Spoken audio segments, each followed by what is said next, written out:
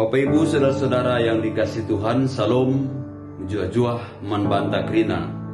Kita bertemu kembali dalam sapaan pagi GBKP Klasis Jakarta, Kalimantan.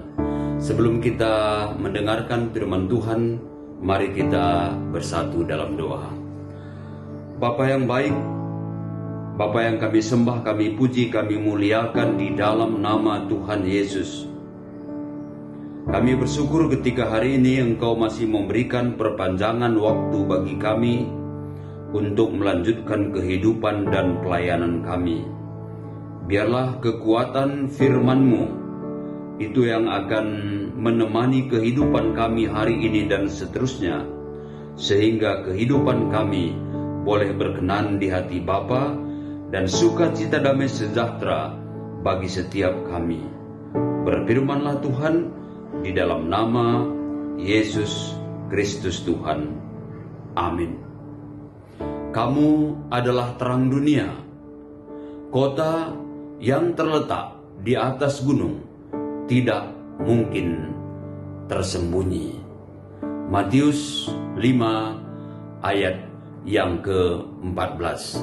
Itulah yang menjadi bagian renungan kita di pagi hari ini. Saudara yang dikasihi Tuhan, terang adalah sesuatu yang sangat sederhana, namun dirindukan oleh semua orang.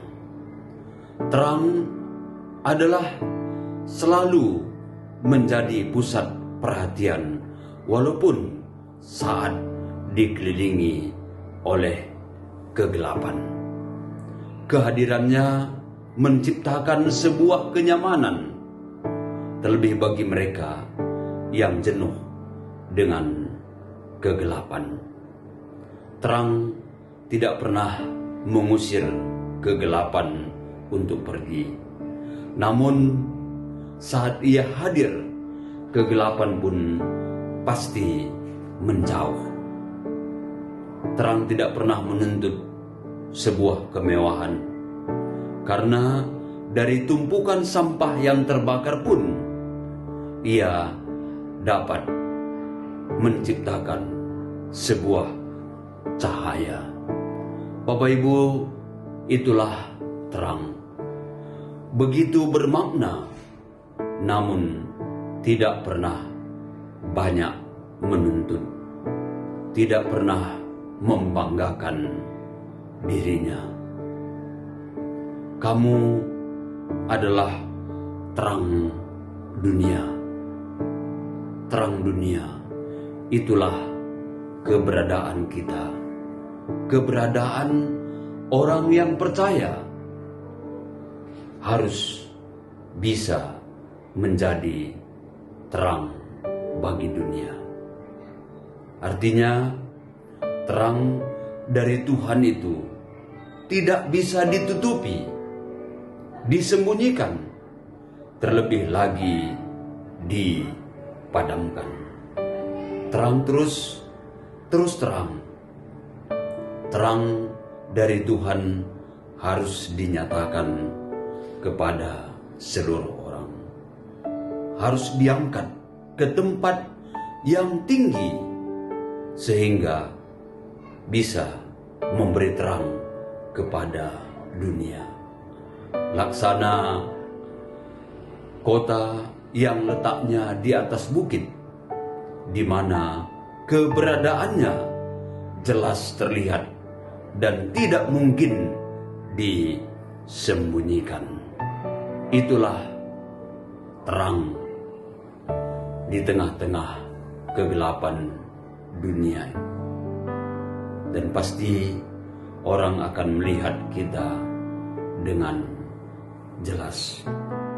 Bapak Ibu saudara-saudara yang dikasihi Tuhan, menjadi terang berarti hidup kita menjadi kesaksian bagi orang lain. Kesaksian hidup kita berbicara lebih tajam dari perkataan kita. Kesaksian hidup kita lebih penting daripada khotbah yang kita sampaikan.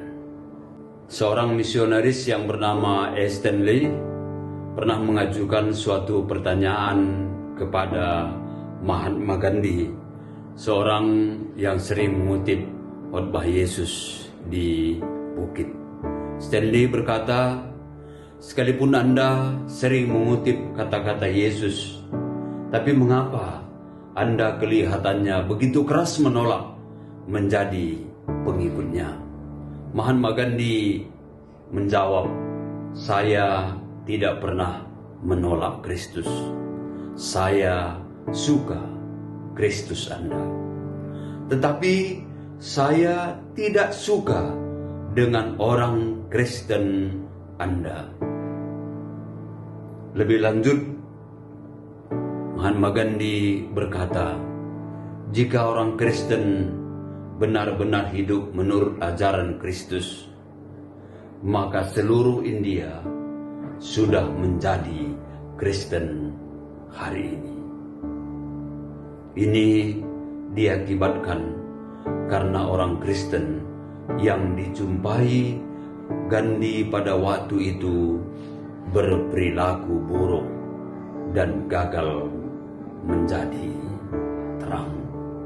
Bapak Ibu Saudara yang dikasihi Tuhan, apa yang diungkapkan oleh Gandhi mungkin sampai saat ini, sampai hari ini juga terjadi, bahwa kita sebagai orang yang percaya, kita sebagai anak-anak terang, gagal menjadi terang. Sikap, perilaku kita, perbuatan kita, perkataan kita belum atau tidak mencerminkan ajaran Kristus. Mari Bapak Ibu Saudara-saudara yang dikasihi Tuhan, melalui teguran dalam renungan ini, kita melakukan hal-hal yang seturut menurut kehendak Bapa kita yang telah menjadikan kita sebagai terang dunia. Ikutlah ambil bagian dalam pekerjaannya, dalam setiap pelayan-pelayan yang Tuhan harapkan dari kita. Sekecil apapun itu, ketika kita melakukannya dengan penuh kasih, berdasarkan kasih Kristus, semuanya akan bermakna, semuanya akan mencerminkan bahwa kita adalah terang dunia. Kasih setia Kristus Yesus akan selalu menyertai kita. Kita berdoa. Saudara-saudara yang dikasihi Tuhan, mari dalam doa pribadi kita saat ini, angkatlah hatimu bagi Tuhan, menyerahkan segala pergumulan kehidupan.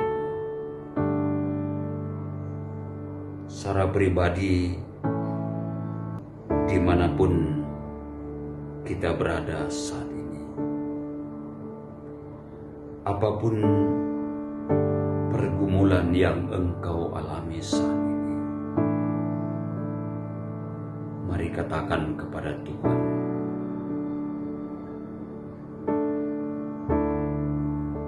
nyatakan dalam doa, Tuhan mengasihimu.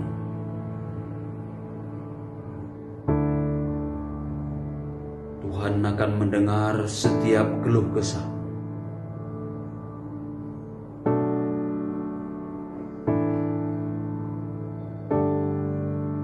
Dan Dia akan menjawab pada waktu yang Dia tentukan, memberikan yang terbaik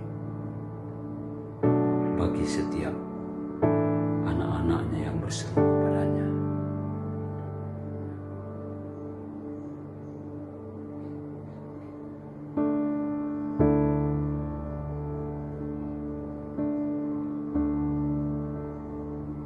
Bapa, di dalam nama Tuhan Yesus, Engkau telah mendengar seruan anak-anak-Mu. Dengarlah mereka, Bapa. Mampukan mereka untuk terus melakukan seturut dengan kehendak-Mu. Biarlah damai sejahtera sukacita turun atas mereka, atas keluarga mereka. Hamba-Mu percaya Engkau berkenan atas setiap anak-anak-Mu ini. Saat ini kami berdoa bagi setiap pelayan Tuhan, pertua, diaken, emeritus, pendeta beserta keluarganya. Tuhan, mampukan mereka terus untuk melakukan kebenaran-Mu. Berkati setiap apa yang mereka lakukan, pekerjaan mereka, anak-anak mereka, suami istri mereka. Biarlah setiap keluarga-keluarga pelayan Tuhan akan senantiasa hidup dalam damai sejahtera sukacita yang datangnya dari sorga. Biarlah setiap pelayan mereka menjadi persembahan yang hidup, yang berkenan di hati Bapa. Terima kasih Tuhan, Engkau berkenan memakai kami menjadi alat-alat-Mu. Saat ini kami juga mau berdoa buat pelaksanaan vaksin yang sudah dimulai pada hari Rabu semalam. Tuhan, biarlah pelaksanaan vaksin ini boleh berjalan dengan baik, sehingga kami seluruh rakyat Indonesia boleh divaksin dan kami terjaga dari berbagai virus, terlebih-lebih virus corona. Dan mampukan kami juga untuk terus patuh mengikuti segala aturan protokoler yang ditetapkan oleh pemerintahan kami. Kami akan terhindar dari virus ini, Tuhan. Terima kasih Tuhan. Inilah doa kami, inilah ungkapan syukur kami. Kami datang di dalam nama Yesus Kristus Tuhan. Amin. Tuhan memberkati kita. Salam sehat.